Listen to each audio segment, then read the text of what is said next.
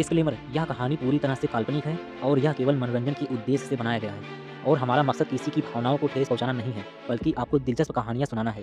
तो बिना किसी देरी के शुरू करते हैं आज का शानदार एपिसोड। ऐसा कहकर रणविजय आयान के पास गया और उसे गले लगाया। फिर उसका चेहरा चमक उठा और इनविजिबल हो गया। रणविजय के चले जाने के बाद आयान, जो घर में अकेला था, लंबे समय तक ठीक नहीं हो सका।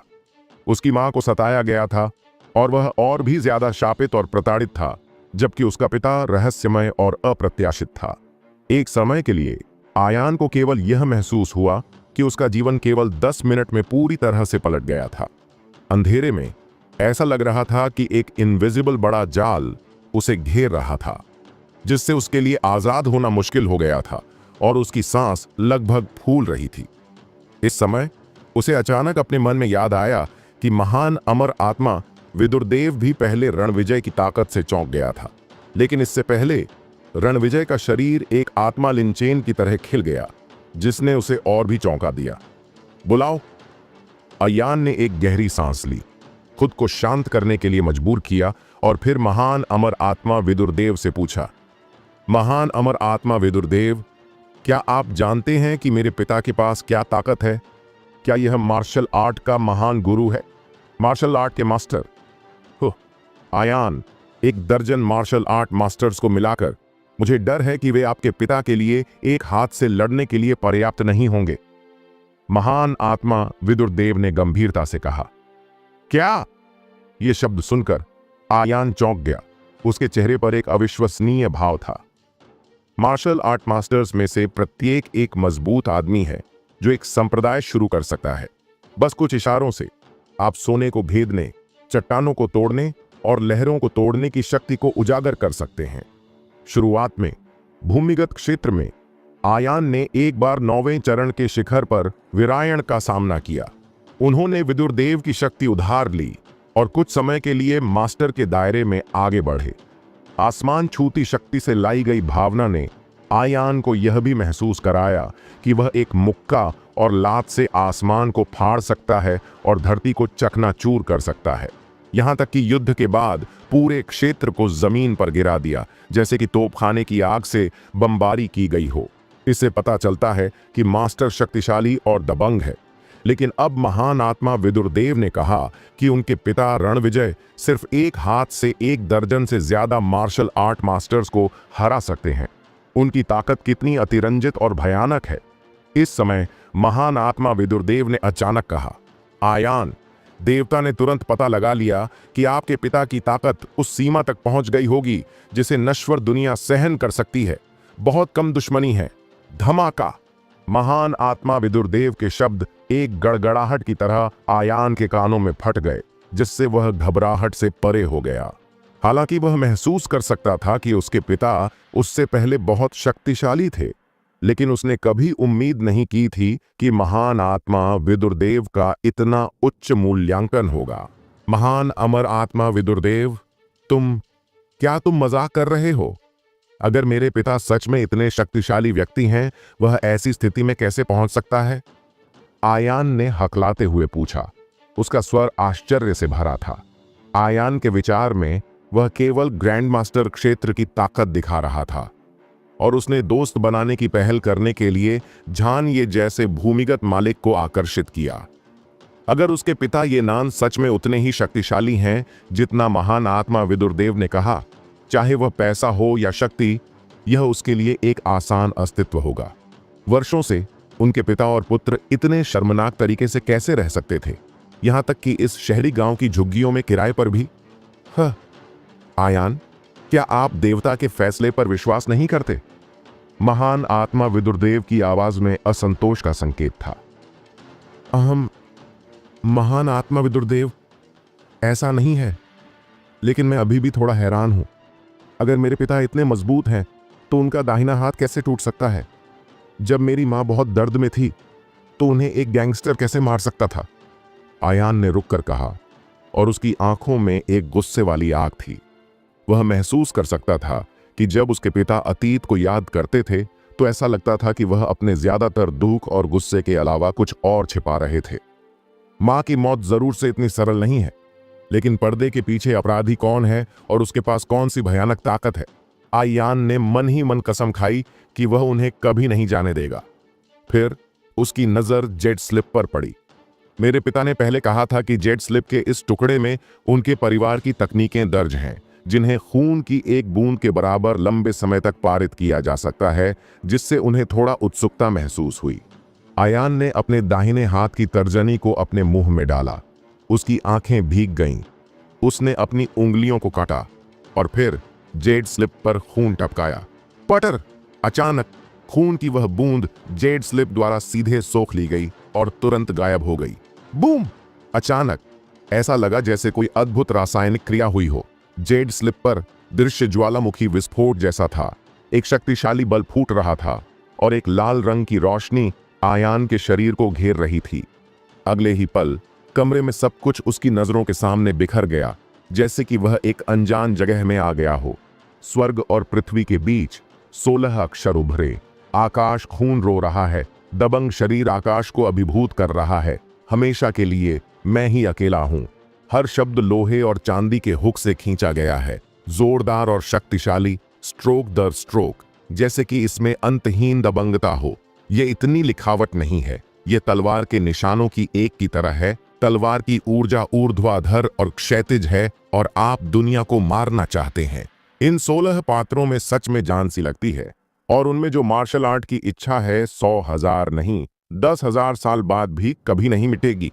इस समय आयान का मन पहले की तरह ही डूबा हुआ था, जैसे किसी गहरे भाव या झटके से गुजर रहा हो। बूम! अचानक दुनिया और धरती के बीच एक झटका लगा। आसमान पर 16 अक्षर उड़ते हुए इंद्रधनुष में बदल गए, जो आयान की भौहों की ओर बढ़ रहे थे। और उसके दिमाग में अचानक एक जादुई सूत्र हवा से प्रकट हुआ। स्वर्ग बल साधना। आयान को अचानक समझ में आ गया कि यह स्वर्ग बल साधना बिल्कुल वही तकनीक थी जिसे वे ये परिवार द्वारा विकसित करते थे। इससे भी ज्यादा चौंकाने वाली बात यह है कि शाश्वत और अभिमानी सर्वोच्च मार्शल आर्ट इच्छा शक्ति, बहुत दबंग, मानो 1000 सैनिकों, स्वर्ग और पृथ्वी को जीतना हो, कोई भी इस हरा नहीं सकता है। एक समय के लिए आयान के दिल में भी जबरदस्त इच्छाओं की लहर उठी और वह जोर से गाने और पहाड़ों को दहाड़ने का इंतजार नहीं कर सका। इसके तुरंत बाद स्वर्ग बल साधना के बारे में अनगिनत जानकारी आयान के दिमाग में भर गई। यह पता चला कि यह स्वर्ग बल साधना 9 परतों में बंटा हुआ है, लेकिन साधना पद्धति बेहद अनोखी है। आयान ने महान आत्मा विदुरदेव से सीखा कि पृथ्वी पर 2 मुख्य साधना विधियां हैं। एक है स्वर्ग और पृथ्वी की जीवन शक्ति को निचले पेट के डेंटियन में इकट्ठा करना, आंतरिक शक्ति को संघनित करना और एक मार्शल कलाकार बनना। दूसरा है माथे, दिल और दिमाग में दिव्य विचार की शक्ति में खासियत हासिल करना, भिक्षुओं के लिए विचार की शक्ति को संघनित करना। मार्शल कलाकार अपनी शक्ति का उपयोग ताकत को साबित करने के लिए करता है और भिक्षु अपनी आत्मा का उपयोग शक्ति पर ध्यान केंद्रित करने के लिए करता है। ये 2 अलग अलग साधना विधियां हैं। हालांकि स्वर्ग बल साधना की विधि पूरी तरह से अलग है और एक अलग नजरिया अपनाती है। यह मानव शरीर को एक पिघलने वाले बर्तन के रूप में मानता है और इसे लगातार कठोर किया जाता है, और चरम पर अभ्यास करने के बाद यह दुख के समुद्र से बच सकता है, दूसरे किनारे तक पहुंच सकता है और पवित्र हो सकता है। एक बार जब ओवरलॉर्ड बॉडी पूरी तरह से विकसित हो जाती है और भौतिक शरीर किसी भी जादुई हथियार से कहीं ज्यादा शक्तिशाली होता है, तो सर्वोच्च जादुई मंत्र भी ओवरलॉर्ड बॉडी को कोई नुकसान नहीं पहुंचा सकते। एक शरीर 10,000 कानून तोड़ता है, स्वर्ग और पृथ्वी केवल मैं। यह कितना दबंग है, कितना अजेय। हालांकि आयान को अभी भी उस दायरे से एक लंबा रास्ता तय करना है और अब वह केवल स्वर्ग बल साधना के पहले लेवल का अभ्यास कर सकता है। प्रशिक्षण के बाद प्रमुख शरीर छोटा है, तांबे की त्वचा और लोहे की हड्डियों के साथ। तलवारों जैसी हड्डियां, शक्तिशाली खून और साधारण तलवारें इसे चोट नहीं पहुंचा सकती हैं। मुझे नहीं पता कि इसमें कितना समय लगा। आयान ने धीरे धीरे अपनी आंखें खोलीं और अव्यवस्था से जागा, लेकिन अभी भी उस दबंग मार्शल आर्ट की इच्छा में डूबा हुआ था और लंबे समय तक बाहर नहीं निकल सका। तानाशाह शरीर की खेती जल्दबाजी में नहीं है। इसके अलावा यहाँ आध्यात्मिक ऊर्जा की कमी है। इसलिए आधे प्रयास से दोगुना रिजल्ट प्राप्त करने के लिए क्लब के पीछे पहाड़ के झरने पर जाना सबसे अच्छा है। इस समय महान आत्मा विदुरदेव की आवाज अचानक उसके कानों में गूंजी। आयान, पृथ्वी के प्राचीन तारे पर जहां शक्ति गिर गया है, यहां तक कि अभ्यासों को रिकॉर्ड करने के लिए जेड स्लिप का उपयोग करना भी यह साबित करने के लिए काफी है कि यह खास है। आपके पिता ने इसे पारित किया। आपका रहस्य क्या है? Blue sky overlord body art, Ayaan ने बिना सोचे समझे कहा।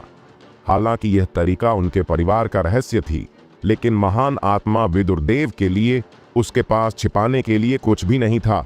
इसके अलावा महान आत्मा विदुरदेव के रूप में इस तकनीक को लालच देना इम्पॉसिबल है। हालांकि जैसे ही यह टिप्पणी सामने आई, महान आत्मा विदुरदेव ने कुछ न विश्वास करने वाला सुना और तुरंत चिल्लाया, यह कैसे पॉसिबल है? पौराणिक स्वर्ग बल साधना, जिसे शक्तिशाली कहा जाता है, लंबे समय से खो गया है।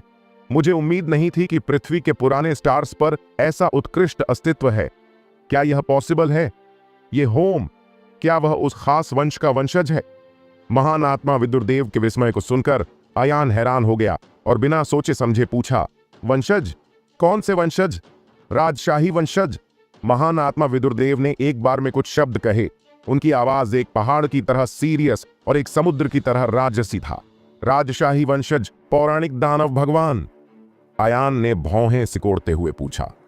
पुरानी इंडियन कहानियों में राजशाही वंश को अक्सर एक बुरे रूप में दिखाया गया है। यह अफवाह है कि राजशाही वंश प्राचीन काल में ज्यूली जनजाति का प्रमुख था। वह बहादुर और लड़ाई में अच्छा था। उसने सम्राट यान को हराया और बाद में यान सम्राट और हुआंग सम्राट ने राजशाही वंश से लड़ने के लिए सेना में शामिल हो गए। राजशाही वंश ने 81 भाइयों का नेतृत्व किया और झुओलू में हुआंगडी और यांडी के साथ भीषण युद्ध लड़ा। राजशाही वंश अजेय, अमर और बेहद बहादुर थे। यान और हुआंग सम्राटों की गठबंधन सेना 9 लड़ाइयों और 9 हार में पराजित हुई। पीला सम्राट दुश्मन से लड़ने में असमर्थ था, इसलिए उसे देवताओं से उसे तोड़ने में मदद करने के लिए कहना पड़ा। राजशाही वंश के अंतिम रिजल्ट के लिए सबसे व्यापक रूप से फैली हुई कहावत यह है कि पीले सम्राट को पीले सम्राट ने मार डाला था। पीले सम्राट ने उसका सिर काट दिया और उसे दफना दिया। पहले लेवल को रक्त मेपल के जंगल में बदल दिया गया था। राजशाही वंश के पुनरुत्थान से डरने और दुनिया को परेशान करने के लिए उसने राजशाही वंश के शरीर को नष्ट करने के लिए किसी को भी भेजा। प्रत्येक ने एक तरफ दफन कर दिया। हालांकि क्योंकि राजशाही वंश बहुत कठोर था, उसे सैनिक मास्टर के रूप में भी माना, जिसने उसे अपनी सेना को बहादुरी से लड़ने के लिए प्रोत्साहित करने के लिए ध्वज पर अपनी बहादुर छवि को चित्रित करने के लिए मजबूर किया। इस समय महान आत्मा विदुरदेव ने मजाक करते हुए कहा, दानव भगवान, ये पता चला है कि पृथ्वी के पुराने स्टार्स पर क्या राजशाही वंश इतना बदनाम है? उनके शब्दों में असंतोष था, जैसे कि वह पौराणिक राक्षस राजशाही वंश के लिए शोक मना रहा था। इसके तुरंत बाद उन्होंने कहा, विजेता राजा है और हारने वाला कमजोर है। इतिहास हमेशा विजेता द्वारा लिखा गया है। उस समय 2 कबीले संयुक्त थे, लेकिन वे दूसरे कबीले के नेता राजशाही वंश के विरोधी नहीं थे।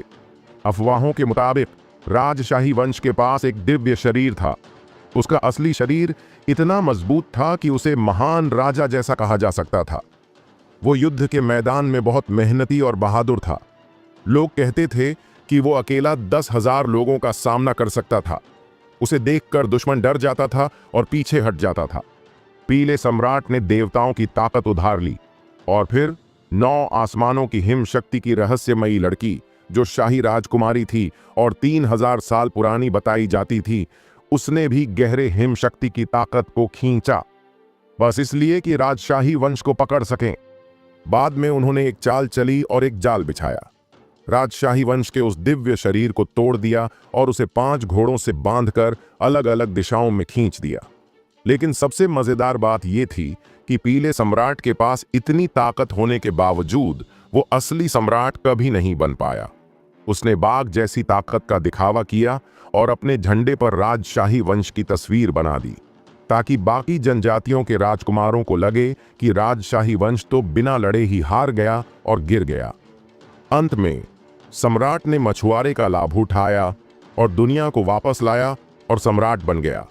इस पुस्तक में कोई सही या गलत नहीं है, लेकिन पीढ़ी के राजा को शैतान के रूप में बदनाम करना हास्यास्पद है। महान आत्मा विदुरदेव ने जो कहा, उसे सुनकर अयान को लगा कि उसका देखने का नजरिया उलट जाएगा। क्या ऐसा हो सकता है कि इंडिया की वे प्राचीन कहानियां सभी नकली हैं? महान आत्मा विदुरदेव को में पीला सम्राट सच में एक पाखंडी था और राजशाही वंश का पराजित सेनापति था, और राजशाही वंश सच में युद्ध के एक जैसा नायक था। महान अमर आत्मा विदुरदेव, आपके अनुसार हमारा परिवार सच में राजशाही वंश का वंशज है? आयान ने उत्सुकता से पूछा। बेशक, देवता आपसे कैसे झूठ बोल सकते हैं? महान आत्मा विदुरदेव ने निर्णायक रूप से कहा। यह स्वर्गीय अधिपति शरीर मजबूत और शक्तिशाली पौराणिक 12 पवित्र भौतिक विज्ञानों में से एक है। हाँ, क्या इसका मतलब यह नहीं है कि राजा के शरीर के अलावा उसी लेवल के 11 अन्य अस्तित्व हैं? आयान ने भ्रम में पूछा। बेटा, बहुत लालची मत बनो। ठीक है, इन 12 संस्कारों में से ज्यादातर लंबे समय से खो गए हैं और इतिहास की धूल में गायब हो गए हैं। यहां तक कि पूरे 9 स्वर्गों और 10 स्थानों में मुझे डर है कि हजारों सालों तक केवल 1 या 2 का उत्पादन किया जाएगा। केवल लोग। रिया में उस छोटी लड़की के पास मौजूद हिम शक्ति शरीर सबसे अच्छा एक जन्मजात शरीर है, जो स्वर्गीय अधिपति शरीर से बहुत कम है। लेकिन अगर इसे बहुत समय बाद के दायरे में रखा जाता है तो यह सभी बड़े संप्रदायों को पागल बनाने और इसे एक खजाना मानने के लिए काफी होगा। दिव्य शरीर एक प्रकार का अद्भुत और ताकतवर शरीर है। एक बार साधना के उच्चतम लेवल के दायरे में खेती करने के बाद यह निश्चित रूप से हजारों लोगों से ऊपर खड़ा होगा, आकाश पर कदम रखेगा, अनंत काल को पार करेगा, एक हाथ से आकाश को कवर करेगा और दुनिया का एक अद्वितीय राजा बन जाएगा। महान आत्मा विदुरदेव की दबी हुई आवाज सुनकर आयान ने अनिवार्य रूप से तेज जरूरत को जन्म दिया और उसका दिल अशांत था, जैसे कि उसकी आंखों के सामने एक बड़ा और असीम दुनिया खुल गया हो। लेकिन इस समय महान आत्मा विदुरदेव ने अपने शब्दों को फिर से बदल दिया और जारी रखा। यह स्वर्गीय आधिपत्य दबंग और जैसे जैसे क्षेत्र बढ़ता है, यह लोगों के दिमाग को भी प्रभावित करेगा। एक बार यह सफल हो जाता है, हत्या और निर्णायक रूप से अनिवार्य रूप से दुनिया में युद्ध और अव्यवस्था का कारण बनेगा और बाकी जीव इससे डर और तकलीफ में आ जाते हैं। हजारों सालों से जब भी कोई स्वर्गीय तानाशाह शरीर पैदा होता था तो वह अमृता की पूरी दुनिया को धर्म युद्ध और उसे मारने के लिए आकर्षित करता था। आयान, आपको याद रखना चाहिए कि आपको कभी भी किसी को यह नहीं बताना चाहिए कि आपके पास प्रमुख शरीर है, जब तक कि प्रमुख शरीर प्राप्त न हो जाए, नहीं तो परिणाम विनाशकारी होंगे। महान आत्मा विदुरदेव की याद दिलाने की बात सुनकर आयान की आंखें चमक उठीं और उसने थोड़ा सिर हिलाया। ढिलाई बरतने की हिम्मत नहीं हुई, चूंकि उसके पिता रणविजय ने उसे यह तकनीक सिखाई थी। इसका मतलब है कि उसके पिता के पास भी एक स्वर्गीय आधिपत्य शरीर होना चाहिए जिसमें अद्वितीय शक्ति हो।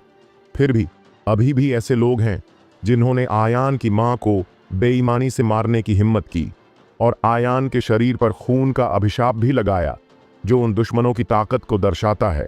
आयान इस नफरत को अपनी आत्मा के सबसे गहरे हिस्से में उकेड़ देगा और इसे कभी नहीं भूलेगा। ताकत, केवल मजबूत ताकत ही मारी हुई मां का बदला ले सकती है। अगले आधे महीने तक जब भी उसके पास खाली समय होता, आयान क्लब के पीछे के पहाड़ पर आध्यात्मिक झरने में भागता, अभ्यास करता और साथ ही साथ आधिपत्य को समझता। यह सिर्फ इतना है कि साधना की कठिनाई और इस स्वर्ग साधना में स्वर्ग और पृथ्वी की जीवन शक्ति की जरूरत बहुत दूर है, उसकी कल्पना से परे। वह तालाब लगभग समाप्त हो चुका था और उसका शरीर केवल आधा तड़का हुआ था और यह अभी भी अत्याचारी शरीर से बहुत दूर था। हालांकि आयान महसूस कर सकता था कि आंतरिक अंगों और यहां तक कि मेरिडियन के रक्त में भी इनविजिबल रूप से जबरदस्त बदलाव हुए थे, जिससे उसके हाव भाव में एक खास आभा प्रकट हुई। हालांकि यह उतना शक्तिशाली नहीं है जितना तब था जब उसने गोल्डन लाइट आर्मर प्रदर्शित किया था, लेकिन जब वह 9वें रैंक के हत्यारे का सामना करेगा तो वह पहले की तरह शर्मिंदा नहीं होगा। बेशक अच्छी खबर भी है, आधे महीने की कड़ी मेहनत के बाद वह शरीर शक्ति बदलाव के चौथे स्तर के शिखर पर पहुंच गया है और वह शक्ति बदलाव के 5वें लेवल से कुछ ही दूरी पर है। थंडर ट्रिब्नीरज लेशन स्वॉर्ड को बनाते समय महान आत्मा विदुरदेव ने न केवल आकाश की गड़गड़ाहट को जुटाया बल्कि थंडर ट्रिब्नीरज लेशन स्वॉर्ड में एक गठन को भी सील कर दिया। एक बार जब वह 5वें क्षेत्र में कदम रखता तो वह उस गठन का उपयोग कर सकता था और उसकी ताकत फिर से बढ़ जाती। साधना की गति को तेज करने के लिए आयान ने ओमकार मल्होत्रा से लोगों को स्वर्ग, भौतिक और पृथ्वी के खजाने और भूगर्भीय शगुन के बारे में समाचार खोजने के लिए भेजने में मदद करने के लिए कहा। कुछ दिनों बाद ओमकार मल्होत्रा ने अचानक फोन किया और कहा कि हाल ही में उत्तर प्रदेश के उत्तर पश्चिम में पर्वत में एक अजीब घटना घटी थी। पहाड़ों की गहराई में एक घाटी में आप अक्सर आकाश में आग के विस्फोट का दृश्य देख सकते हैं। रात में आसपास का आकाश दिन की तरह ही रोशन होता है। आसपास के पहाड़ी लोग थे जो खोजबीन करना चाहते थे, लेकिन घाटी से 1 मील दूर की जमीन गर्म झुलसी हुई धरती के टुकड़े में बदल गई, मानो मैग्मा बाहर निकल रहा हो, और पहाड़ी लोग केवल पीछे हट सकते थे। दुकानों में एक गपशप भी है जिसमें कहा गया है कि उस घाटी में एक बच्चा है जो जन्म लेने वाला है और ऐसा एक दृश्य दिखाई देगा। इस बारे में जानने के बाद आयान काफी भावुक हो गया। आध्यात्मिक चीजें अपने स्वयं के दर्शन के साथ दुनिया में आती हैं। क्लब हाउस के पीछे पहाड़ पर आत्मा का झरना केवल कुछ और दिनों के लिए इस्तेमाल किया जा सकता है और यह पूरी तरह से समाप्त हो जाएगा। यदि आप स्वर्गीय तानाशाह शरीर के पहले लेवल में प्रशिक्षित होना चाहते हैं तो आपको बहुत सारे स्वर्ग और पृथ्वी के खजाने की जरूरत होगी। इसलिए उसने पता लगाने के लिए पर्वत पर जाने का फैसला किया। दूसरी ओर जब उसे पता चला कि वह पर्वत श्रृंखला जा रहा है तो ओमकार मल्होत्रा ने उसे खास तौर से एक गाइड भी भेजा। वह एक मजबूत कद और गहरे रंग का एक लड़का था। उसका उपनाम देवेश आर्य था। वह ओमकार मल्होत्रा का अधीनस्थ था जो वही पास से था और उस पर्वत से बहुत परिचित था, इसलिए उसे रास्ता दिखाने के लिए भेजा गया था। देवेश ने पर्वत की तलहटी में पार्क की गई एक कम की वॉक्सवैगन पासाट को चलाया और फिर आयान से कहा, मिस्टर आयान, हमारी कार केवल यहां चलाई जा सकती है। हम केवल अंदर चल सकते हैं। प्लीज मुझे माफ करें मिस्टर आयान। देवेश का लहजा बहुत सम्मानजनक है। इससे पहले ओमकार मल्होत्रा जी ने उसे आयान की सभी जरूरतों को किसी भी तरह पूरा करने और आयान को खास तौर का सम्मान देने का निर्देश दिया था। यह ठीक है, ऐसा ही होना चाहिए, आयान ने कहा। कार से बाहर निकला और देवेश के नेतृत्व में पहाड़ में प्रवेश किया। हालांकि वे कुछ ही मिनटों के लिए पहाड़ में चले गए थे कि वे एक दर्जन लोगों की टीम से टकरा गए। दूरी में देखते हुए 1 दर्जन लोगों की टीम के ज्यादातर लोग वर्दी पहने हुए मजबूत आदमी है। उसकी त्वचा काली है, उसकी आंखें मशालों की तरह हैं, उसके मंदिर ऊंचे उभरे हुए हैं और उसकी मांसपेशियां ढले हुए तांबे और लोहे की तरह हैं, मानो उनमें अनंत शक्ति हो और वे एक मुक्का से स्टील की प्लेटों को भेद सकते हैं। वे साफ तौर से शक्तिशाली योद्धा हैं। भीड़ के केंद्र में स्टार्स द्वारा पकड़े गए लड़कों और लड़कियों की एक जोड़ी है। वह आदमी अपने शुरुआती बिस्वा दशा में है। तलवार की भौहें और सितारों की आंखें, शानदार वस्तुएं, पूरा आसमान, लंबा और सियान योद्धा की वर्दी पहने हुए लोगों को जेड की तरह कोमल सज्जन की भावना दे रहा है। पहली नजर में वह बिना किसी सुस्ती के एक बड़े परिवार का बेटा है। उसके बगल में बैठी लड़की 17 या 18 साल की थी, आयान की ही उम्र की। वह बेहद खूबसूरत त्वचा, लाल होंठ, सफेद दांत, लिली जैसी भौहें और फेनिक्स जैसी आंखों के साथ पैदा हुई थी। सुंदर राजकुमारी की कपड़े पहने हुए उसकी आंखों और भौहों के कोनों से आकर्षक और मासूम लड़की का पता चलता था। अगर आप सड़क पर चलेंगे तो आप अपना सिर पीछे कर लेंगे। हालांकि इस पर्वत श्रृंखला में मैं अचानक लोगों के इस समूह से मिला, लेकिन आयान मदद नहीं कर सका और थोड़ा भौहें सिकोड़ ली। हाँ भाई देवेश, देखो, वह लड़का इतना काला है। क्या यह अफ्रीका से नहीं होना चाहिए? हल्क, लड़की ने मजाक में आयान के बगल में बैठे देवेश की ओर इशारा किया।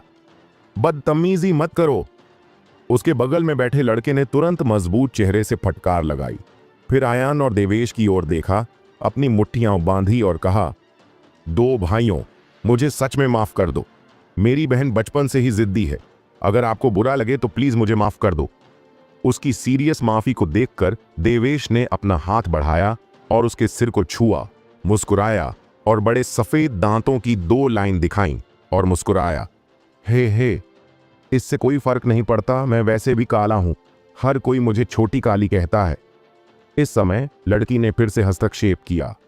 अरे, तुम दोनों यहां पर्वत श्रृंखला में क्या कर रहे हो?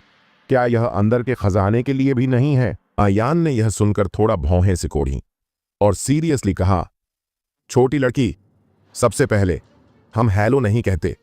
दूसरे, हम यहां क्या कर रहे हैं तुम्हें परवाह नहीं है। इन शब्दों को सुनकर लड़की ने मुंह बनाया, आयान पर मुंह बनाया और बुदबुदाया, तुम मुझसे ज्यादा उम्र में नहीं हो।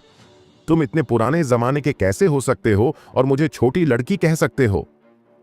इसके साथ लड़की बिना किसी विश्वास के खड़ी हो गई, लेकिन फूलों जैसी दिखने वाली छोटी कलियां अभी पूरी तरह से खिली नहीं थीं और उन्हें आसानी से सिर्फ एक हाथ से पकड़ा जा सकता था। आहम, लड़की का वर्जित नहीं व्यवहार देखकर उसके बगल में बैठा आदमी शर्मा गया। एक मुस्कुराहट के साथ शर्मिंदगी को तोड़ा और फिर आयान से कहा, वैसे तुम दोनों, मैंने अभी तक अपना परिचय नहीं दिया है। मेरी बेटी नीरज, ये मेरी बहन दीप्ति है। हम देसाई परिवार से हैं। मुझे इस छोटे भाई का नाम नहीं पता। जब नीरज बोल रहा था तो वह आयान को देखता रहा और यह साफ था कि उसने पहले ही देख लिया था कि उसके सामने 2 लोगों के बीच असली बात करने वाला आयान था। यह शब्द सुनकर आयान ने अपनी भौहें उठाईं और कुछ सोचने लगा। जब वह एंटीक स्ट्रीट में था तो आयान एक बार रॉयल परिवार के यंग गुरु वरुण शेखावत से मिला। उसने बेहद दबंगई दिखाई और बलपूर्वक वज्र और क्लेश पवित्र वृक्ष को लेना चाहता था। अंत में वरुण को शर्मिंदा होकर घुटने टेकने और अपनी गलतियों को स्वीकार करने के लिए मजबूर होना पड़ा। उस समय आयान को ब्रह्म नदी के दक्षिण में 4 प्रमुख परिवारों के बारे में पता चला। उनमें से देसाई परिवार भी था, लेकिन उसे उम्मीद नहीं थी कि वह पर्वत में देसाई परिवार से टकराएगा। लेकिन कम से कम सतह पर उसके सामने नीरज और वरुण शेखावत उसके जैसे लोगों से 2 गुना शक्तिशाली है। आगे बढ़कर और स्माइली को न मारते हुए नीरज के इतने विनम्र होने पर आयान भी मुस्कुराया और कहा, नमस्ते भाई। निचले पत्ते में ये बेचैन, बेकार की परेशानी पैदा करने के डर से आयान अपनी पहचान प्रकट नहीं करना चाहता था, इसलिए उसने इस नाम का इस्तेमाल किया। दूसरी तरफ नीरज ने एक पल के लिए सोचा, लखनऊ में ये उपनाम वाला कोई बड़ा परिवार नहीं है, लेकिन ये बेचैन नाम उसे थोड़ा जाना पहचाना लगा। ऐसा लगा कि उसने इसे कहीं सुना था, लेकिन वह इसे कुछ समय के लिए याद नहीं कर पाया। इस समय उसके बगल में बैठी दीप्ति ने फिर से अपनी सफेद आंखें झपकाईं और पूछा, अरे आयान, देवेश, अगर तुम दोनों सच में स्वर्ग और पृथ्वी के खजाने को खोजने के लिए यहां हो तो मैं तुम्हें जल्द से जल्द घर जाने की सलाह देती हूं। जहां तक मुझे पता है, कई अमीर परिवार और संप्रदाय पर्वत पर आए हैं। यह धड़कन में है। अगर कोई बच्चा पैदा होता है तो यह जरूर से एक भयंकर तूफान होगा। समय आने पर बच्चे को मत लेना और यह तुम्हें बिना किसी कारण के मार देगा। यह सुनकर आयान की भावना नहीं बदली और उसने उदासीनता से कहा, हमारा काम मिस दीप्ति, परेशान मत हो। इसके अलावा यहां तक कि वह घाटी भी नहीं आई है। आपको कैसे पता कि हम खजाना नहीं पा सकते हैं? आप मेरी बात क्यों नहीं सुनते? मैं ये सब आपके भले के लिए कह रही हूं। दीप्ति ने बार बार कहा। आप और मैं कोई रिश्तेदार तो हैं नहीं। मिस दीप्ति जरूरत से ज्यादा टोका टाकी करती है। अगर आप वाकई यहां मर गईं तो मैं पढ़ाई में अच्छा नहीं हूं। दूसरों को दोष कैसे दूं?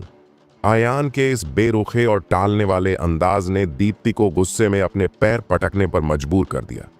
वो गुस्से से बोली, ठीक है, अब मुझे अपना काम करने दो।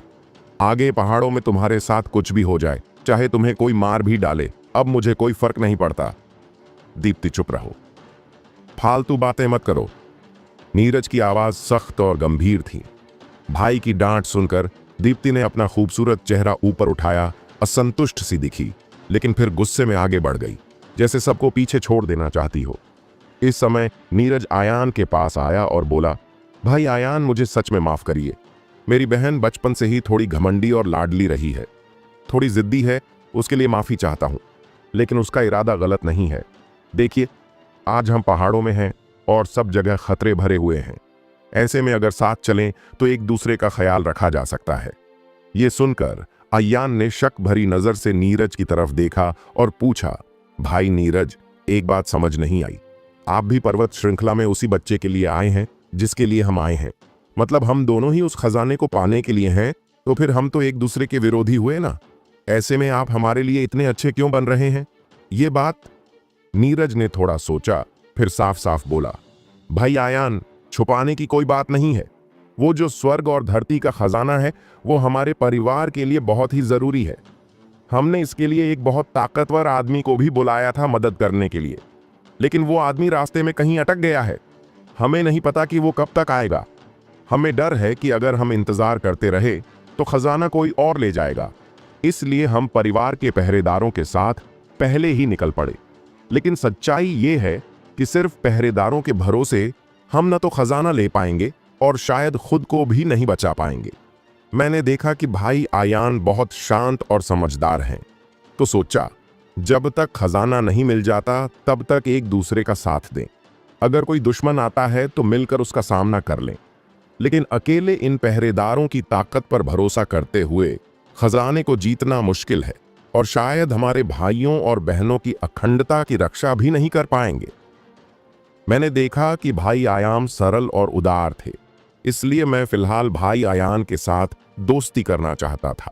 अगर कोई दुश्मन आता है तो एक दूसरे का समर्थन करें। ये शब्द सुनकर आयान की भौहें तन गईं। उसने उम्मीद नहीं की थी कि नीरज इतना साफ और खुले दिमाग वाला होगा, अपने पूरे मन को प्रकट करेगा। लेकिन इस तरह की ईमानदारी ने आयान को बहुत पसंद किया। उसने नीरज की ओर सिर हिलाया और कहा, भाई नीरज, उस स्थिति में इससे पहले कि हम दिन का खजाना पाएं, चलो एक साथ चलते हैं। लेकिन अगर हमें खजाना मिल जाता है तो हम प्रत्येक कौशल से पकड़े जाएंगे। सच में? आयान के वादे को देखकर नीरज की आंखों में खुशी का एक स्पर्श दिखाई दिया। इस समय आयान ने पूछना जारी रखा, वैसे भाई नीरज, आपने पहले कहा था कि परिवार में एक मजबूत आदमी को मदद करने के लिए बुलाया गया था। मुझे नहीं पता कि कौन पवित्र है।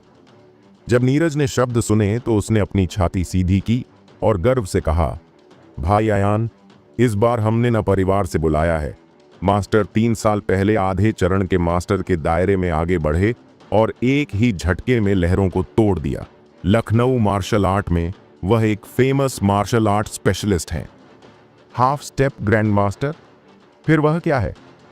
आयान ने यह सुना और उत्सुकता से पूछा, 9वीं रैंक की चोटी के ऊपर। क्या यह ग्रैंड मास्टर का एरिया नहीं है?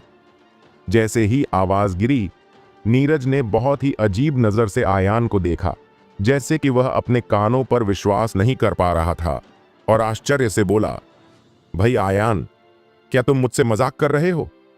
जब उसने इसके बारे में सोचा तो आयान तेजपाल को नहीं जानता था, लेकिन यह क्षम्य था। लेकिन वह हाफ स्टेप ग्रैंड मास्टर के क्षेत्र को नहीं जानता था, जो सच में न विश्वास करने वाला था। हालांकि अगले ही पल आयान ने अपना सिर हिला दिया। उसकी भावना नकली नहीं लग रही थी। अरे!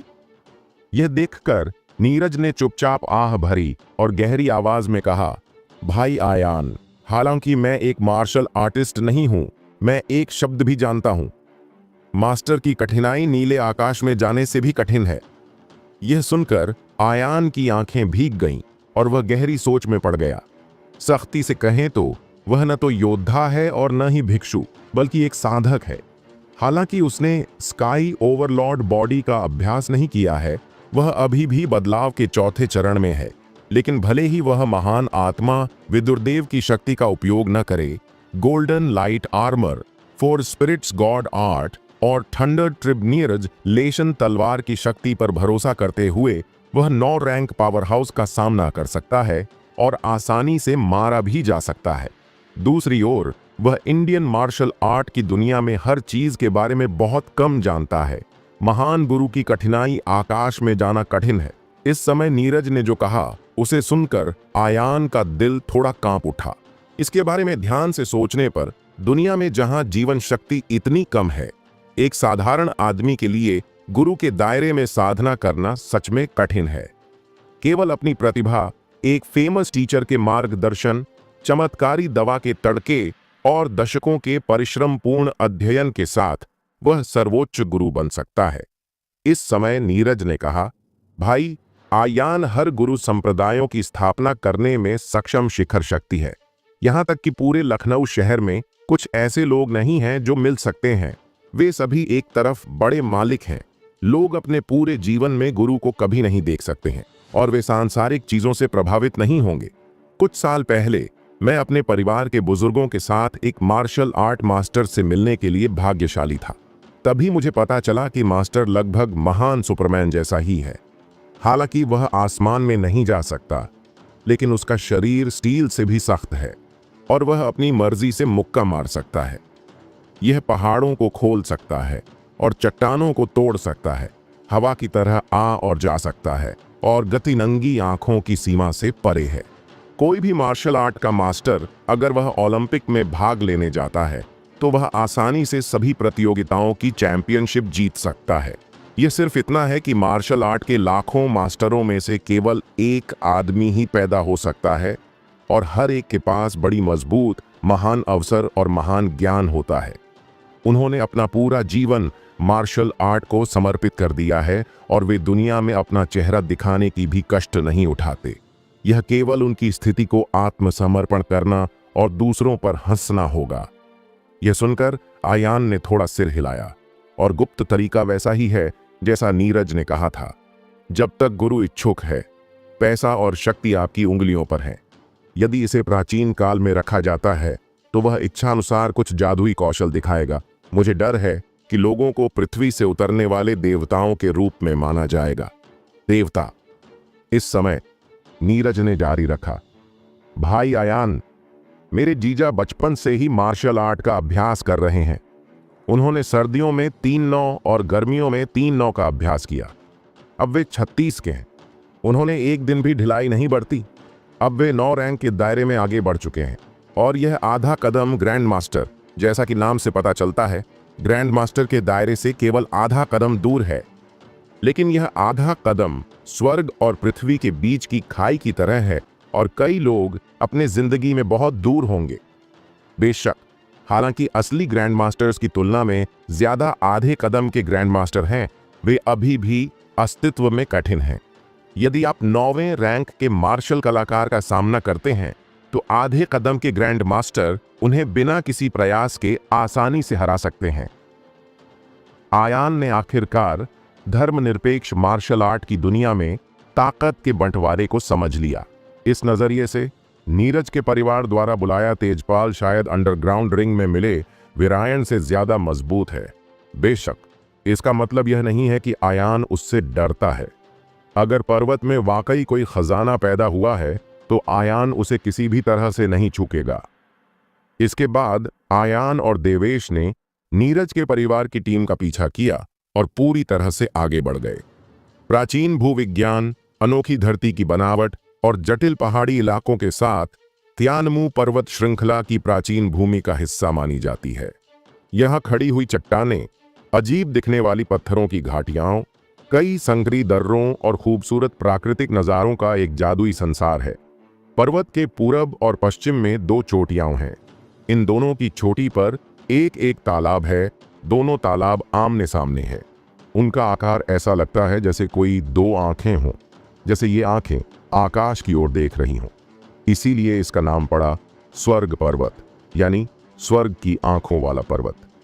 पर्वत के हरे भरे जंगलों को आसमान की हजारों सुंदर आंखें कहा जाता है। यहाँ पेड़ इतने घने हैं कि 10 मील अंदर तक भी सूरज की किरणें मुश्किल से पहुंचती हैं। बड़े पेड़ और छतरियाओं को सुन सकती हैं। ये कहावत की अजीब चोटियों और झरनों जितनी ही फेमस है। आयान और बाकी लोग बहुत देर तक बिना रुके चलते रहे। वे चारों ओर देखते रहे, लेकिन हर दिशा में बस एक जैसा ही जंगल फैला था। ऐसा लग रहा था जैसे कोई अंत ही न हो। और नीरज, मिस दीप्ति, जो पहले पूरे रास्ते तेज चल रही थी, अब साफ तौर पर थक चुकी थी। उसके माथे और नाक की नोक पर पसीने की बूंदें चमक रही थीं और उसके बाल हल्के फुल्के बिखर गए थे। वो उसके लंबे बर्फ जैसे सफेद गले से चिपक गए थे। अचानक वो नीरज की तरफ झुकी और उसका हाथ पकड़कर बोली, भाई नीरज, मैं बहुत थक गई हूं, क्या हम थोड़ी देर आराम कर सकते हैं? लेकिन उसके प्यारे और आकर्षक हाव भावों के सामने भी नीरज बिल्कुल शांत और सीरियस दिखा।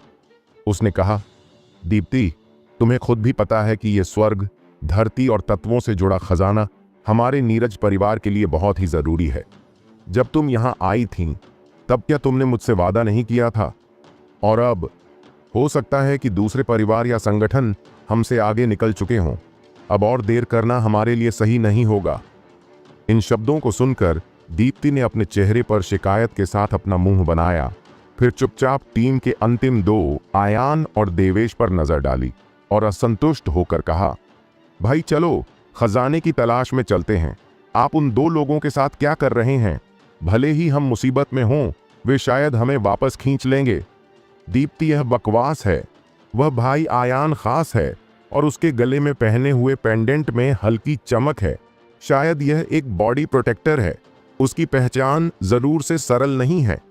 नीरज ने सीरियसली कहा। क्या? एक जादुई हथियार? दीप्ति ने बिना सोच समझे चिल्लाया और फिर मुंह को कवर करने के लिए अपना हाथ बढ़ाया। चुपके से आयान को देखा और राहत की लंबी सांस ली जब उसने देखा कि उसके पास कोई रिएक्शन नहीं है। भाई नीरज, आप इसे गलत नहीं पढ़ सकते, है ना? आयान नाम का वह बच्चा जिसके शरीर पर सारे कपड़े हैं, उसका अनुमानित मूल्य 200 रुपए से भी कम है। उसके पास एक कीमती बॉडी प्रोटेक्टर कैसे हो सकता है? नीरज ने न विश्वास करने वाली नजर से धीमी आवाज में कहा। उनका परिवार उत्तर प्रदेश के 4 महान परिवारों का अर्थ है, जो सैकड़ों वर्षों से चला आ रहा है। हालांकि पिछले कुछ वर्षों में नीरज के परिवार ने केवल मुट्ठी भर जादुई कलाकृतियां जमा की हैं। उनमें से शरीर की जादुई कलाकृतियां और भी कठिन हैं। 10,000 सोना मिलना आसान है, लेकिन जादुई हथियार मिलना मुश्किल है। इस तरह का बॉडी प्रोटेक्टर कुछ मामलों में दूसरे जीवन के बराबर भी होता है। अगर यह पैदा होता है तो कोई इसे जरूर आसमान छूती कीमत पर खरीदेगा। नीरज और दीप्ति को यह जानकर आश्चर्य क्यों नहीं होगा कि आयान के शरीर पर एक जादुई हथियार है। दीप्ति, मैं तुमसे झूठ क्यों बोलूं? नीरज ने कहा। सच में वह पहले आयान के प्रति इतना विनम्र क्यों था? इसका कारण ठीक यही था कि उसने पेंडेंट को देखा था। एंटीक स्ट्रीट में आयान ने ग्लास जेड के 3 टुकड़े खरीदने के लिए 5 करोड़ खर्च किए और महान आत्मा विदुरदेव ने बाद में पेंडेंट के 3 टुकड़ों को लिया। उनमें से एक ने कैलाश के साथ गबाला कलाकृतियों का आदान प्रदान किया। एक रिया को दिया गया और शेष मूल रूप से उनके पिता रणविजय के लिए तैयार किया गया था। कौन जानता था कि रणविजय जल्दी में आए और चले गए। आयान के पास इसे देने का अवसर नहीं था और महान आत्मा विदुरदेव के बात के अनुसार रणविजय की ताकत उनकी कल्पना से कहीं ज्यादा है और इस पेंडेंट को पहनने की कोई जरूरत नहीं है। इसलिए आयान ने इसे खुद पर डाल दिया, लेकिन नीरज को उम्मीद नहीं थी कि इसे नीरज द्वारा पहचाना जाएगा। लोगों के ग्रुप ने कुछ और घंटों तक इंतजार किया और जब वे एक घाटी में पहुंचे तो आसपास का वातावरण नाटकीय रूप से बदल गया। यह एक घना जंगल माना जाता था। इस समय वे ऊंचे पुराने पेड़ जलकर नष्ट हो गए तथा आसपास का क्षेत्र बंजर भूमि बन गया। आसपास का टेम्परेचर तेजी से बढ़ता है, जिससे लोगों को ऐसा लगता है कि वे ज्वालामुखी के गड्ढे में हैं। जमीन पर टेम्परेचर और भी भयावह है, जैसे कि आप अंडे उबाल सकते हैं। देसाई परिवार में हर कोई लंबे समय से तैयार था और तुरंत अपने सूटकेस से घने तलवों वाले खास रबर के जूते निकाले जो सतह के टेम्परेचर का विरोध कर सकते थे। फिर भी जूते के इस तरह के बदलाव से उन्हें पसीना आ गया।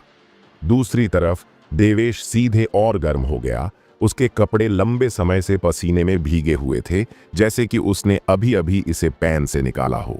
लेकिन आयान के शरीर पर पसीने की एक बूंद भी नहीं थी और उसके पैर गर्म जमीन से प्रभावित नहीं थे। उसकी भावना हमेशा की तरह थी। उसने देवेश को देखा और कहा, देवेश, तुम अब उसी रास्ते से वापस जा सकते हो। लेकिन मिस्टर आयान, मुझे जाने दो। इससे पहले कि देवेश ने अपना वाक्य पूरा किया, उसे आयान ने बाधित कर दिया। देवेश, तुम मुझे घाटी के मुहाने पर ले गए हो। मैं अगली बात खुद ही संभाल सकता हूं। बाहर जाओ और मेरा इंतजार करो। मैं स्वाभाविक रूप से तुम्हारे पास आऊंगा।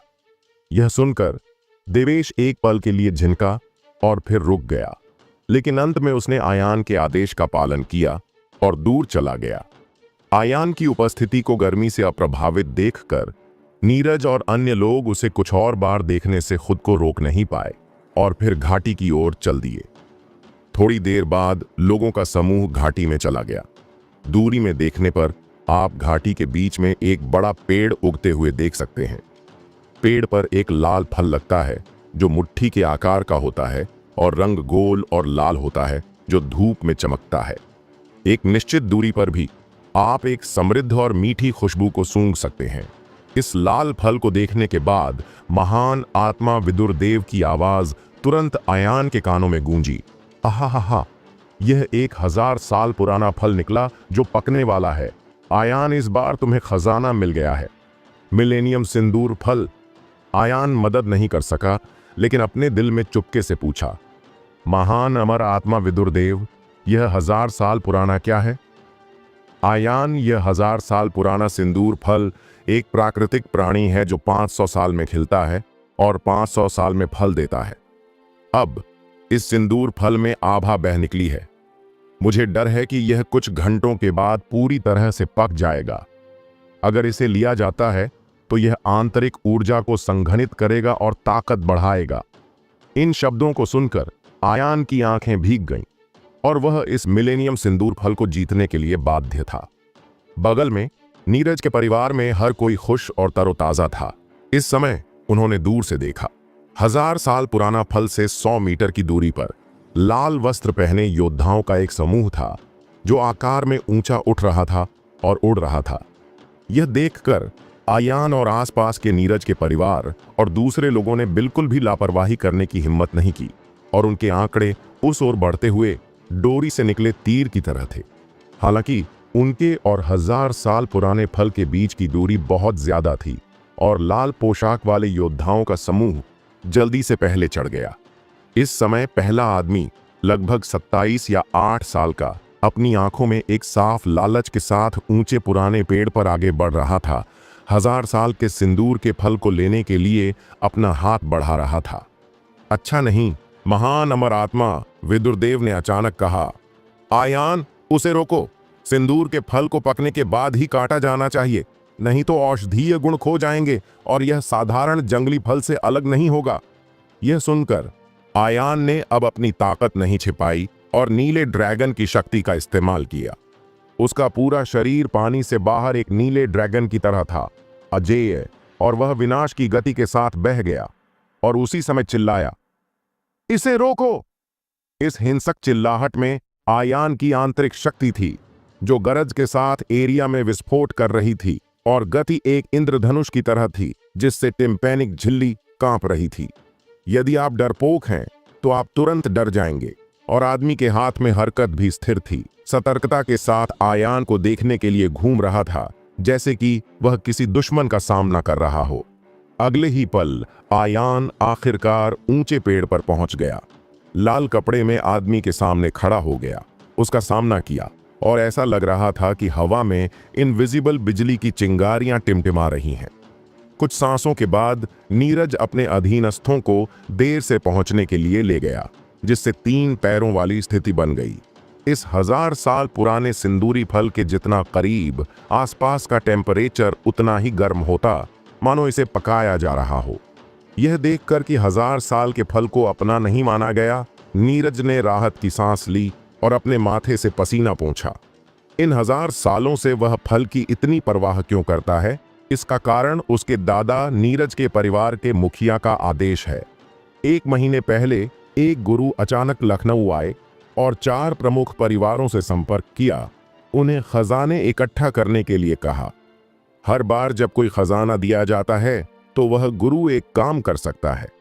पहले तो बड़े परिवारों ने ऐसा नहीं सोचा, लेकिन इसे आजमाने की मानसिकता के साथ नीरज के परिवार ने फिर भी 10,000 साल के ठंडे दिल वाले लोहे को समर्पित कर दिया, जिसे कई सालों से संजोया गया था, और उनसे नीरज के परिवार के कुलपति, जो मरणासन्न वर्षों में थे, को अपना जीवन जारी रखने में मदद करने के लिए कहा।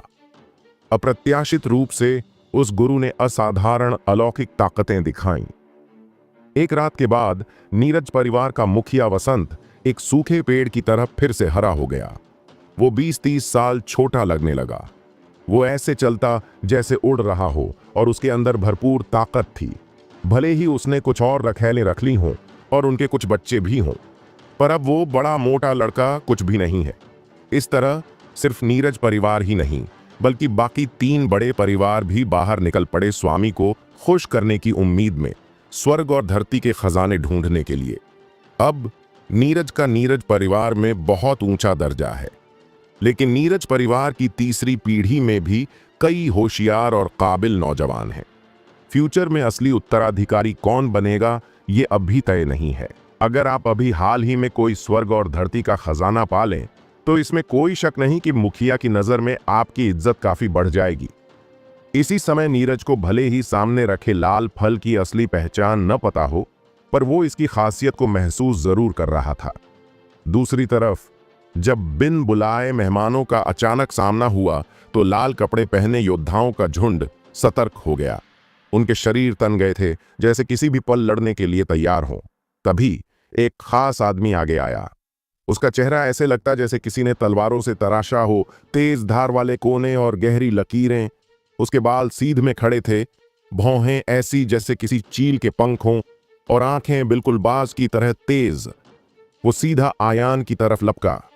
नीरज परिवार के हर आदमी का चेहरा सीरियस हो गया। मैं आर्यन हूं, उसने कहा, अग्नि आत्मा संप्रदाय का सबसे बड़ा शिष्य। ये जो 1000 साल पुराना फल है, ये हमारे अग्नि आत्मा संप्रदाय का मालिक है। तुम लोग जो बेकार घूम रहे हो, खतरे की घंटी बज रही है। अगर परेशानी नहीं चाहिए तो जल्दी से हट जाओ, वरना अगर तलवार उठानी पड़ी तो उसका जिम्मेदार मैं नहीं होऊंगा। ये कहकर आर्यन ने अपनी कमर से 3 फुट लंबी तलवार खींच ली। तलवार से तेज धार की एक लहर निकली, जिससे ऐसा लगने लगा जैसे किसी की जान जा सकती है। दूर से देखने पर तलवार एक धारी थी, उसकी धार सीधी थी और उसमें काटने की पूरी ताकत थी।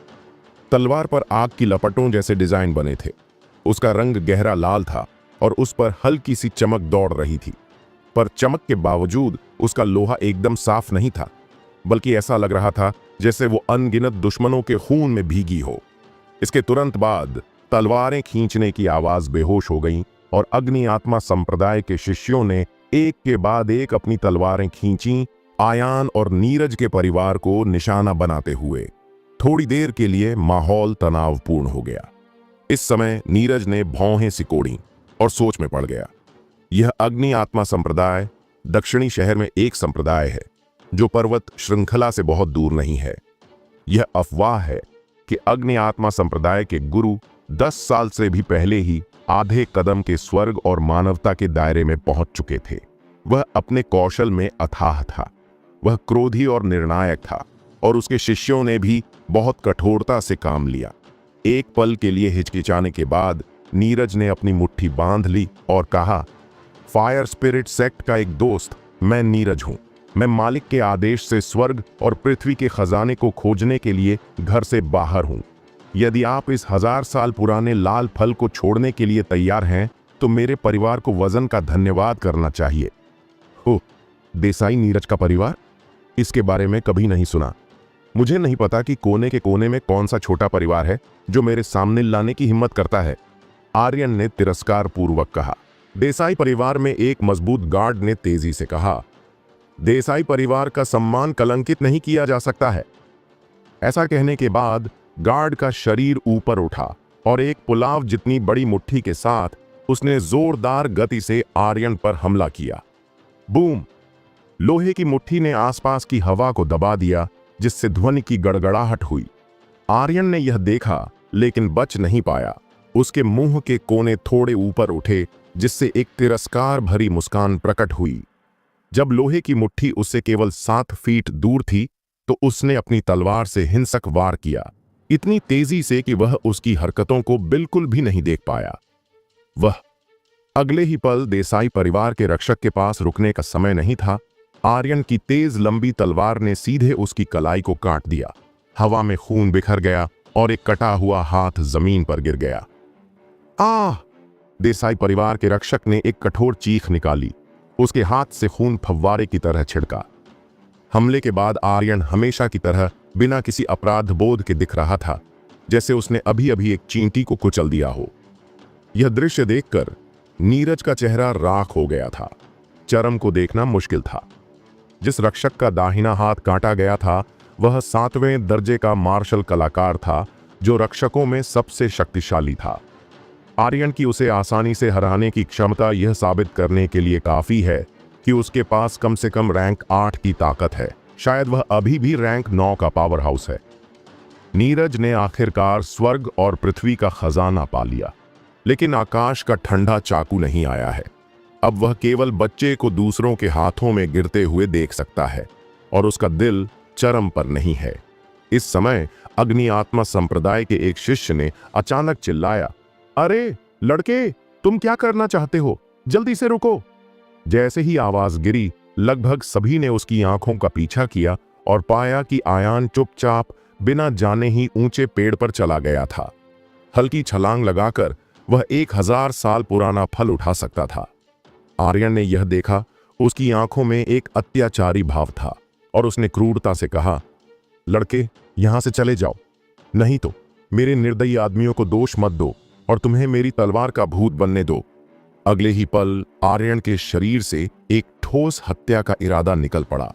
एक निश्चित दूरी पर भी देसाई परिवार में हर कोई भयानक शक्ति को महसूस कर सकता था।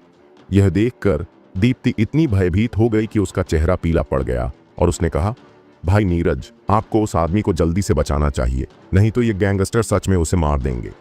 यह सुनकर नीरज ने असहाय रूप से अपना सिर हिलाया। उसका चेहरा कड़वाहट से भरा था। अब वे मिट्टी के बोधिसत्व हैं जो नदी पार करते समय खुद की रक्षा नहीं कर सकते हैं, इसलिए वे आयान की सुरक्षा की परवाह कैसे कर सकते हैं? अरे आयान, तुम्हें अपनी जान नहीं चाहिए, जल्दी वापस आओ। हालांकि बच्चा अच्छा है, लेकिन इसके लिए मरना उचित नहीं है। दीप्ति ने आयान पर चिल्लाया। ये छोटी लड़की एकदम अलग किस्म की थी, मुंह से सख्त पर दिल से नरम, जैसे कोई मुलायम पनीर।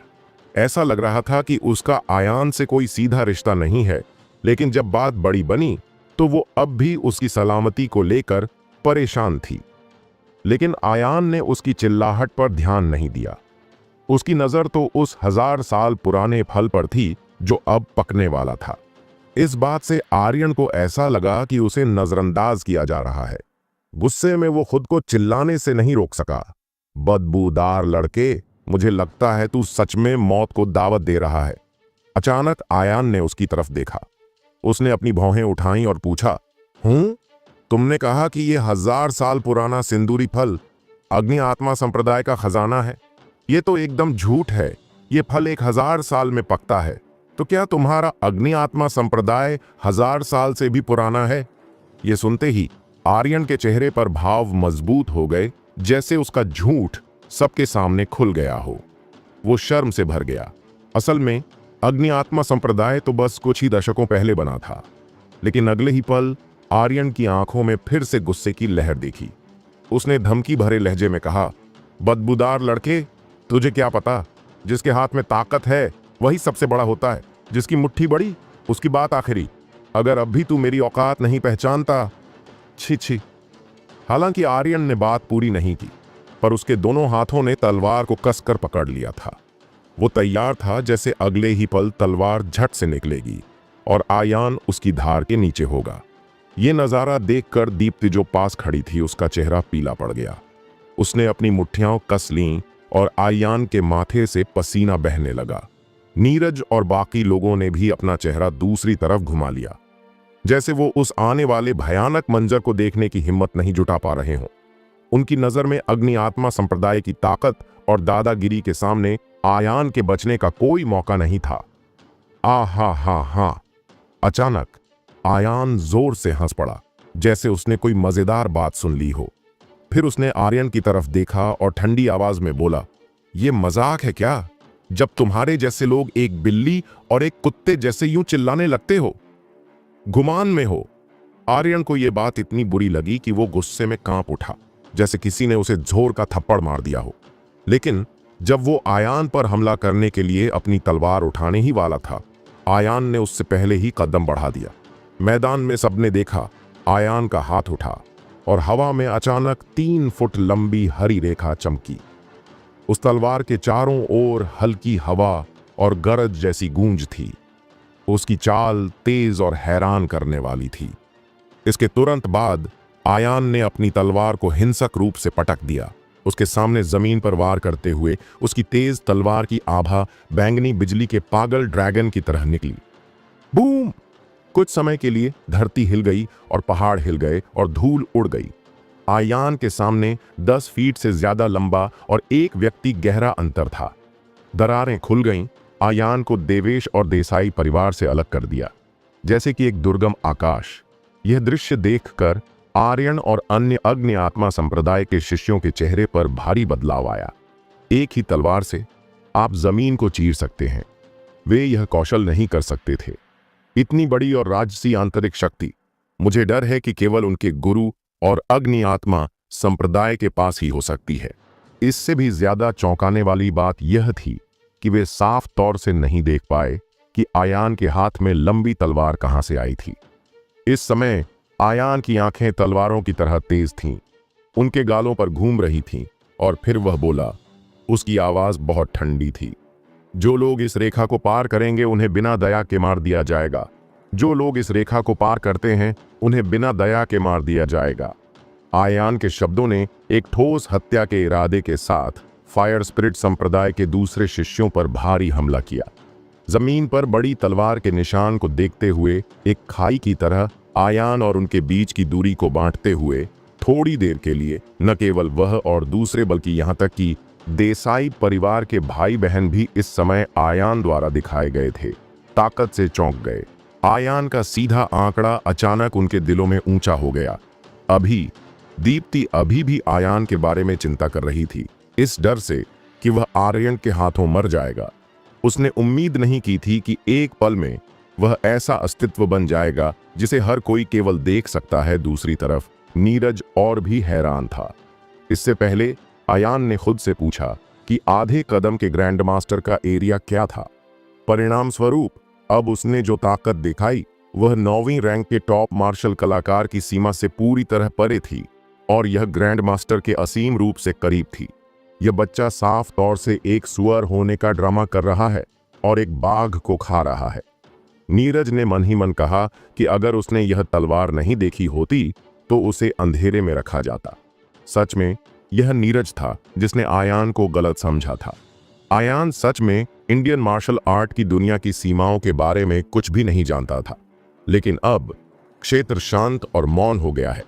अग्नि आत्मा संप्रदाय के शिष्यों ने अपने बड़े भाई आर्यन पर अपनी नजरें गड़ा दी, उनके फैसले का इंतजार कर रहे थे। उनके विचार में यदि वे अब आयान की ताकत से चौंक गए और पीछे हट गए तो यह 1000 साल पुराना सिंदूरी फल आयान का बैग बन जाएगा। जमीन पर तलवार की ऊर्जा के खड्ड को देखते हुए आर्यन की भावना उदास थी और उसे नहीं पता था कि वह क्या सोच रहा था। एक पल के लिए विचार करने के बाद आर्यन की आंखें भीग गईं और एक ठंडी रोशनी फूट पड़ी, जैसे कि एक जरूरी निर्णय लिया गया था। उसने अपने दांत पीस लिए। लड़के, मैं मानता हूं कि तुम्हारे पास कुछ क्षमताएं हैं, लेकिन तुम बहुत पागल हो। लाल फल के ये 1000 साल हमारे अग्नि आत्मा संप्रदाय को जीतने के लिए मजबूत है। मेरे गुरु के यहां आने में ज्यादा समय नहीं लगेगा। मुझे विश्वास नहीं होता कि तुम मुझे मारने की हिम्मत करोगे। ऐसा कहने के साथ आर्यन ने अचानक अपनी कमर सीधी की। उसकी आंखें बिजली की तरह चमक रही थीं। उसका सिर ऊंचा था और वह उस खाई की ओर चल दिया जिसे आयान ने काटा था। खामोश मैदान में आर्यन के कदमों की आवाज खास तौर से साफ थी। सच में वह अपने दिल में जानता था कि यद्यपि वह 9वीं श्रेणी का मार्शल कलाकार था और उसने गुरु की सच्ची जीवनी जीती थी, अग्नि आत्मा संप्रदाय की यंग पीढ़ी में कोई भी अजेय नहीं था। लेकिन आयान ने जो तलवार अभी अभी काटी थी उसने उसे पहले ही स्थिर कर दिया था। आर्यन ने खुद से सोचा कि भले ही वह अपना सर्वश्रेष्ठ प्रयास करे, लेकिन इतनी भयानक मारक क्षमता पैदा करना पॉसिबल नहीं होगा। लेकिन उसका इतना आत्मविश्वास इसलिए है क्योंकि उसके गुरु आदरणीय अग्नि आत्मा जल्द ही यहाँ आने वाले हैं। उसके दिमाग में भले ही आयान मजबूत हो, वह केवल 17 या 8 साल का लड़का है। भले ही उसे आधे कदम के गुरु के दायरे में पदोन्नत किया गया हो, लेकिन वह जरूर से दुश्मन के खिलाफ अनुभव की बात आने पर अपने गुरु का दुश्मन नहीं है। जब तक वह आयान को उलझा सकता है और मास्टर के आने तक उसे खींच सकता है, यह 1000 साल का फल अग्नि आत्मा संप्रदाय का है। दूसरी ओर आर्यन की हरकतों को देखकर दूसरे अग्नि आत्मा संप्रदाय के शिष्य भी बहुत उत्साहित थे। एक एक करके उसका उत्साहवर्धन कर रहे थे। भाई आर्यन, यह बढ़िया है। यह तो बस एक बच्चा है जिसके पास पूरा फर नहीं है, डरने की क्या बात है। यह सही है, जब संप्रदाय का गुरु बाद में आएगा तो आप उसे 10 चालों के बिना हरा सकते हैं। हे 10 चालें? आप भी इस बच्चे को नीचा देखते हैं, है ना? संप्रदाय के गुरु की शक्ति बहुत ज्यादा है और ज्यादा से ज्यादा 3 चालें इस बच्चे को नीचे गिरा सकती हैं। अपने आसपास के सभी लोगों की आवाजें सुनकर आर्यन और भी ज्यादा ऊर्जावान हो गया और तेजी से खड्ड के किनारे चला गया। तुरंत बाद लोगों की नजर में उसने अपना दाहिना पैर उठाया और बड़े खड्ड के दूसरे छोर पर खड़ा हो गया। इस प्रक्रिया के दौरान आर्यन की नजरें कभी भी आयान के शरीर से नहीं हटीं और वह हमेशा आयान की हर हरकत पर ध्यान दे रहा था। उसका दाहिना हाथ हमेशा चौकन्ना रहने के लिए मूठ पर दबा हुआ था। अगले ही पल कुछ नहीं हुआ और आयान ने जैसी कल्पना की थी वैसी परेशानी में नहीं पड़ा। आर्यन ने अचानक राहत की सांस ली और उसके मुंह के कोने थोड़े ऊपर उठे, एक तिरस्कार भरी मुस्कान बनाते हुए, और अपने दिल में कहा, हो, अभी इस बच्चे का घमंडी और अभिमानी रूप शायद सिर्फ एक मजबूत और संयमित रूप है। एक बार जब असली अध्याय आएगा तो वह खाना बनाना पूरी तरह से बंद कर देगा। वाह!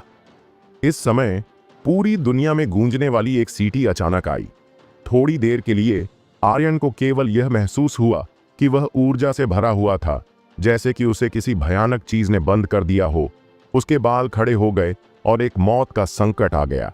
अचानक उसकी नजर की रेखा में एक बैंगनी बिजली के पागल ड्रैगन की छाया दिखाई दी, जो उसकी पुतलियों में बड़ी और बड़ी होती जा रही थी।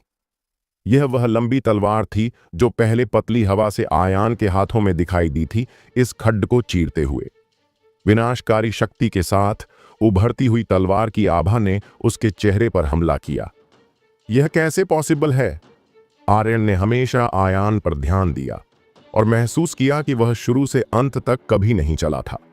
हालांकि यह वज्र के साथ एक लंबी तलवार की तरह है, जैसे कि एक स्वचालित नेविगेशन सिस्टम स्थापित है। आर्यन ने ऐसी उड़ती हुई तलवार की कला न कभी देखी थी न सुनी थी। वो खुद ब खुद अपनी तलवार से जवाब देने ही वाला था, लेकिन वो जरा देर से पहुंचा। इस थंडर ट्रिब्नीरज लेशन नाम की तलवार को 7 स्टार ड्रैगन एबिस तलवार और थंडर ट्रिब्नीरज लेशन गॉडवुड से बनाया गया था और इसमें 9 स्वर्गीय बिजली की ताकत भरी गई थी। इसकी रफ्तार आम योद्धाओं की सोच से कहीं आगे थी। वार! अगले ही पल बैंगनी बिजली की तरह चमकती तलवार सीधी जाकर आर्यन की भौहों के बीच घुस गई और फिर वापस उड़कर आयान के हाथ में आ गई। थप थप! कुछ सेकंड बाद आर्यन की लाश जमीन पर गिर पड़ी। उसके माथे पर बने छेद से खून बह रहा था। उसके चेहरे पर अब भी हैरानी थी, जैसे उसे यकीन ही नहीं हो रहा हो कि उसका अंत इस तरह होगा। हिस्सस! ये सब देखकर कमरे में मौजूद सभी लोग अनजाने में सांसें रोक कर रह गए। उनकी नजरें आयान की आंखों पर जा टिकीं, जिनमें अब डर और चौंक जाने का मिला जुला असर था। किसी ने नहीं सोचा था कि इतना छोटा दिखने वाला लड़का इतनी खतरनाक ताकत रखता होगा और इतना साफ साफ बिना झिझक मार भी देगा। मारो तो फिर सोचो मत। जब सबने देखा कि उनका सबसे ताकतवर बड़ा भाई आर्यन मर चुका है, अग्नि आत्मा संप्रदाय के सारे शिष्य डर से कांपने लगे। उन्हें आर्यन की लाश तक छूने की हिम्मत नहीं हुई। सब ऐसे भागे जैसे जान बचानी हो। दूसरी तरफ देसाई परिवार के भाई बहन गली के सामने खड़े उस लड़के को देख रहे थे जिसका नाम आयान था। उनकी आंखों में मिले जुले जज्बात थे। नीरज के मन में चुपचाप एक शुक्रिया था। शुक्र है उसने उस दिन रास्ते में आयान के साथ इज्जत से पेश आया था, किसी से बदतमीजी नहीं की थी, वरना आज का नतीजा कुछ और ही होता। लेकिन अब आयान उस 1000 साल पुराने सिंदूरी फल के इतने पास था कि बस हाथ बढ़ाए और फल तोड़ ले, और नीरज के पास उसे रोकने का कोई जरिया नहीं था। पर अगला पल कुछ और ही निकला। आयान ने वैसा कुछ नहीं किया जैसा सब सोच रहे थे। उसने फल तोड़ने की जगह अपना हाथ ऊंचे पेड़ के नीचे रखा, आंखें बंद कर लीं, जैसे कुछ महसूस कर रहा हो। नीरज की आंखों में फिर से उम्मीद की एक हल्की रोशनी चमकी। अगर तब तक वह आएगा तो कौन जाने ये स्वर्ग और धरती का खजाना किसके हाथ लगेगा। नीरज को यह नहीं पता था कि आयान इस समय इस 1000 साल पुराने फल को पका रहा था। आज कुछ मजबूत लोग नहीं हैं जो मिलेनियम फल को जानते हैं। अग्नि आत्मा संप्रदाय ये जितना लंबा खिंचता है, आयान के लिए उतना ही नुकसानदेह होता है। अभी अभी विदुरदेव ने उसे गुप्त रूप से बताया था कि हरा ड्रैगन एक लकड़ी है और सिचुन का है। जब तक हरे ड्रैगन की शक्ति इस मातृ वृक्ष में इंजेक्ट की जाती है, तब तक यह कुछ ही समय में 1000 साल पुराने सिंदूरी फल को पका सकता है। समय मिनट दर मिनट बीतता गया और जल्द ही 1 घंटा बीत गया। देसाई परिवार के सभी लोग 100 मीटर दूर खड्ड की रखवाली कर रहे थे। थंडर पॉन्ड से आगे एक कदम भी आगे बढ़ने की हिम्मत नहीं कर रहे थे। बूम! अचानक 1000 साल पुराने सिंदूरी फल से एक लाल रंग की रोशनी फूट पड़ी, जो चमकीली थी और सीधे आसमान में जा गिरी। चमक सूरज के एक चक्र की तरह थी, जो ऊपर आसमान पर लाल चमक रही थी, जैसे आग जलती हुई बादल। चौंक गए। 1 दर्जन मील दूर के लोग भी इसे साफ तौर से देख सकते हैं। इस बड़े पेड़ को केंद्र में रखते हुए 1 किलोमीटर के दायरे में तापमान तेजी से बढ़ता है, जैसे ज्वालामुखी विस्फोट हो और लोग जल रहे होंगे। स्वर्ग आकाश से उतरा, उसका जन्म हुआ। आयान ने आह भरी। उसकी आंखें उत्साह से भरी थीं। अगर उसे यह 1000 साल पुराना फल मिल जाता तो उसकी ताकत एक पल में बढ़ सकती थी। लेकिन इस समय दक्षिण पूर्व दिशा में आकाश से एक भयावह सांस निकली। इसके तुरंत बाद एक पुरानी और राजसी हिंसक चीख गरजने लगी। लड़के, अगर तुम मेरे शिष्य को मारते हो और मेरे अग्नि आत्मा संप्रदाय के खजाने को लेने की हिम्मत करते हो, तो क्या तुम मेरी अग्नि आत्मा आदरणीय को अपनी आंखों में नहीं रखते हो? दोस्तों, आपको यह एपिसोड कैसा लगा हमें कमेंट करके जरूर बताएं और इस वीडियो को लाइक और शेयर करना ना भूलें। चलिए मिलते हैं एक नए एपिसोड के साथ।